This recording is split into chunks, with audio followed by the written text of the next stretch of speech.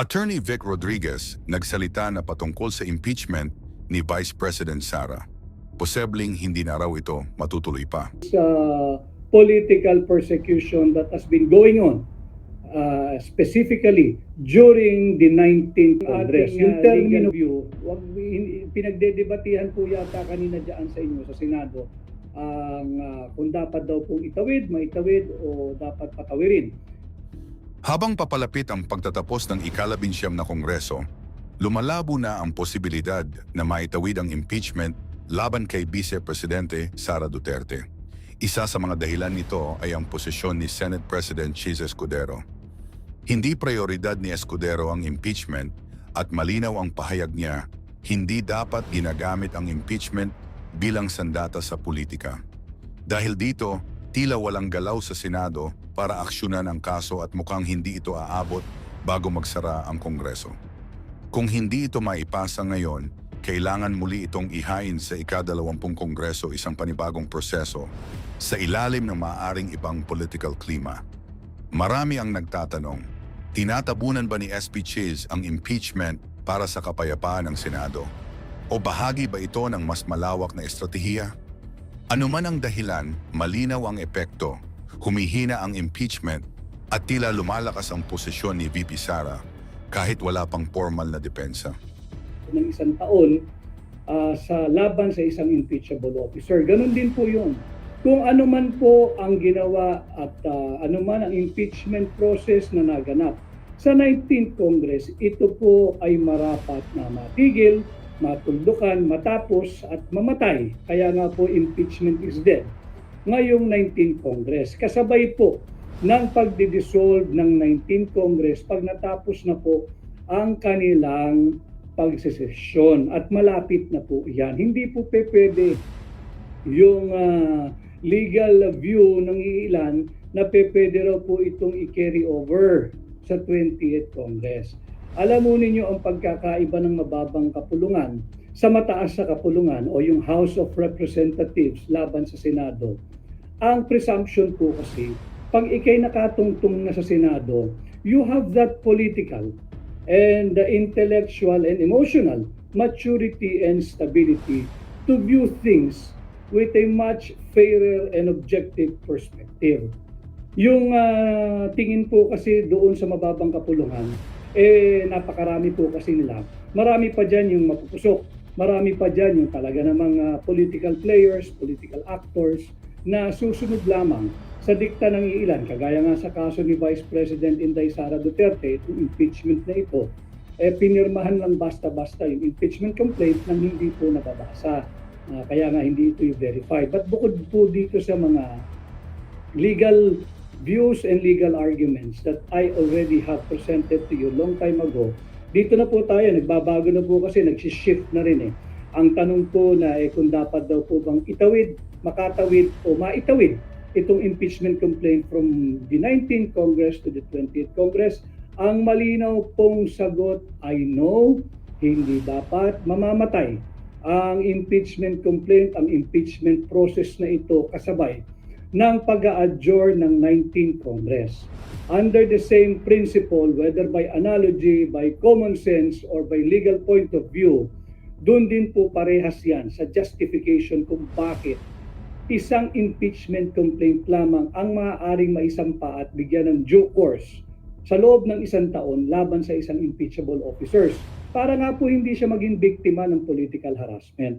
Para nga po hindi unduly burden yung impeachable officer na hindi na makakapagtrabaho, hindi na makakafocus sa public service dahil kinakailangan niyang sagutin ang multiple impeachment complaint at multiple impeachment hearings or trial kung halimbawa pinapahintulutan ng ating konstitusyon na magkaroon ng more than one impeachment complaint at impeachment trial or impeachment hearing sa loob ng isang taon. Ganon din po ang prinsipyong nakapabalot dito kung bakit pag natapos ang 19th Congress kung saan ay sumampa itong unconstitutional and unlawful and invalid impeachment complaint laban kay Vice President Inday Sara Duterte, tapos na rin po ito. Hanggang dito na lang ito. Hindi pwedeng itawid sa 20th Congress.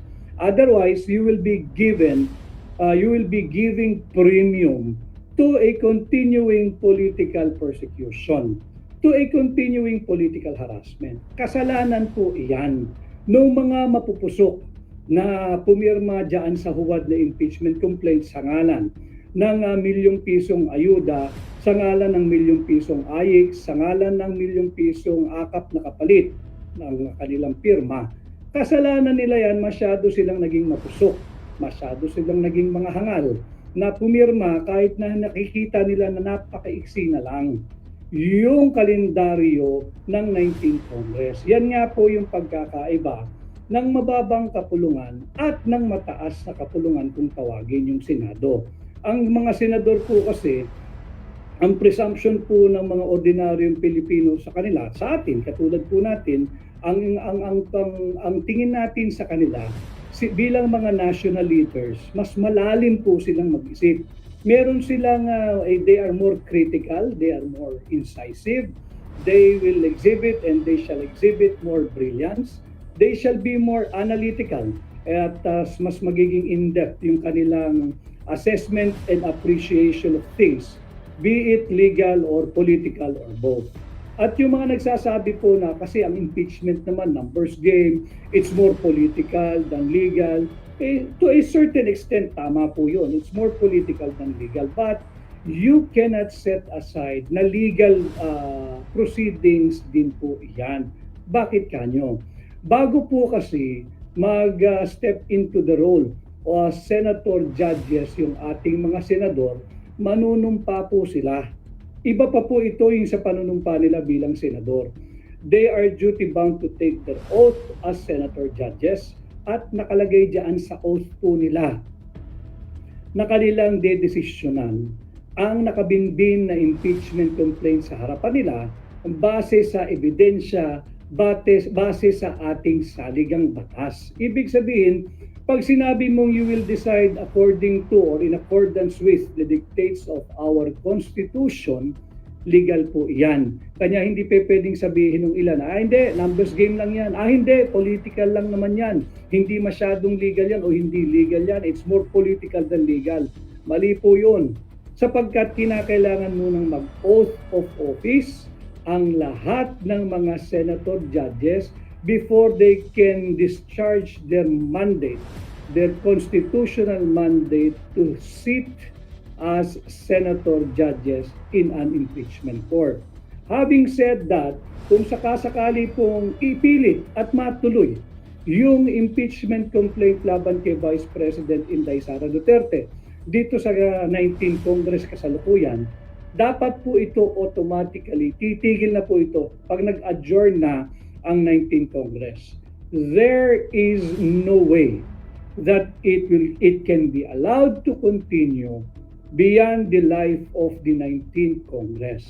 It will be the height of unconstitutionality na itatawid o maitawid pa itong impeachment complaint from the 19th Congress to the 20th Congress. Ito po ang aking pananaw bilang Pilipino, bilang abogado, bilang maisog. Sapagkat yun nga ho, there must be an end to all these political maneuverings. There must be an end to all these political machinations. There must be an end to all this political persecution that has been going on, specifically during the 19th Congress. Yung termino po ng 19th Congress. Nakita naman natin yung mga pinakulong na hanggang ngayon ay nakakulong pa rin. Si Colonel Hector Grijaldo. Kanya nga po, di ba, yung contempt powers ng kung anumang standing committee. Valid lamang yan hanggat yung Congress is in session. Pag yan ay nag-adjourn na at madidissolve na po yung 19th Congress, automatic, kinakailangan ng ma-release. Kung sino man po ang nasapiitan pa by virtue of any citation for contempt, barring any other legal justification why he, she, or they should continue to be in detention kung wala pong iba pang kaso. Kung meron naman, ibang usapan po yun. Kaya ito po, ang ating legal view. Pinagdedebatihan po yata kanina dyan sa inyo sa Senado kung dapat daw pong itawid, maitawid o dapat patawirin yung impeachment complaint. Hindi po.